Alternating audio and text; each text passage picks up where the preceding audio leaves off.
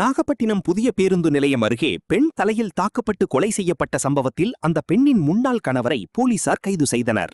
நாகப்பட்டினம் புதிய பேருந்து நிலையம் அருகே உள்ள அரசு மருத்துவமனை வளாகத்தில் அடையாளம் தெரியாத பெண் தலையில் இரத்த காயங்களுடன் கடந்த 14ஆம் தேதி அதிகாலையில் இறந்து கிடந்தார்.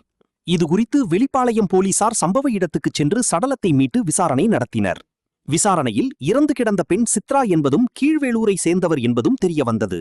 தொடர்ந்து நடத்திய விசாரணையில் 13ஆம் தேதி நள்ளிரவு தலையில் தாக்கப்பட்டு இரத்த காயம் அடைந்த நிலையில் காயத்துடன் நாகப்பட்டினம் அரசு மருத்துவமனைக்கு வந்த சித்ரா அங்கு உயிரிழந்தது தெரியவந்தது. இதையடுத்து போலீசார் அப்பகுதியில் உள்ள சிசிடிவி கேமரா பதிவுகளை வைத்து தீவிர விசாரணை நடத்தினர். விசாரணையில் சித்ராவின் கணவர் தர்மராஜ் கல்லால் தலையில் தாக்கியதால் சித்ரா இறந்தது தெரியவந்தது. இதையடுத்து போலீசார் சித்ராவின் முன்னாள் கணவர் தர்மராஜை நேற்று கைது செய்தனர். இதுகுறித்து போலீசார் கூறும்போது, சித்ராவுக்கு வேறு ஒருவருடன் தொடர்பு ஏற்பட்டதால் சித்ரா தர்மராஜ் இடையே அடிக்கடி தகராறு ஏற்பட்டு வந்தது.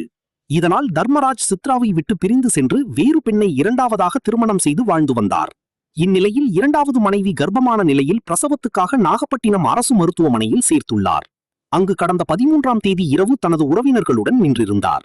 அப்போது அங்கு வந்த சித்ரா தர்மராஜிடம் தகராறு செய்தார். இதில் ஆத்திரமடைந்த தர்மராஜ் அங்கு கிடந்த கல்லை எடுத்து சித்ரா தலையில் தாக்கிவிட்டு சென்று விட்டார். இதில் தலையில் காயத்துடன் சுற்றித் திரிந்த சித்ரா மருத்துவமனைக்கு வந்து வெளியில் சென்றும் நிலையில் மயங்கி விழுந்தார். தலையிலிருந்து அதிக ரத்தம் வெளியானதால் சித்ரா இறந்தார் என்றனர்.